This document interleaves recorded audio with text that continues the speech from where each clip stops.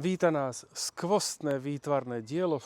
Jeden z obyvateľov ma upozornil na to, že priestory pred materskou škôlkou na ulici Nová nie sú riešené úplne najšťastnejšie.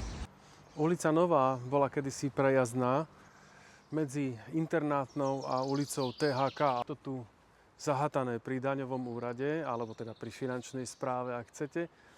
A teda ulica je tým pádom obojsmerná. Ona vôbec nemá tie parametre, ktoré by potrebovala mať. Po celej dĺžke ulice Nová absentuje chodník. Z tohto chodníka, ktorý prichádza od obchodného centra Astra, úplne chýba prechod pre chodcov. Takže vstupujem na vozovku a prichádzam do blata. V ulici Nová chýba kvalifikované obratisko. Z areálu škôlky sa vychádza v podstate priamo na vozovku.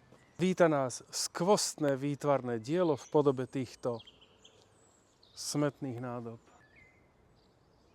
Je celkom bežné, že priestory, z ktorých sa vstupuje do školských a predškolských zariadení, bývajú pojednané tak, aby boli predovšetkým bezpečné a výtvarne vhodné.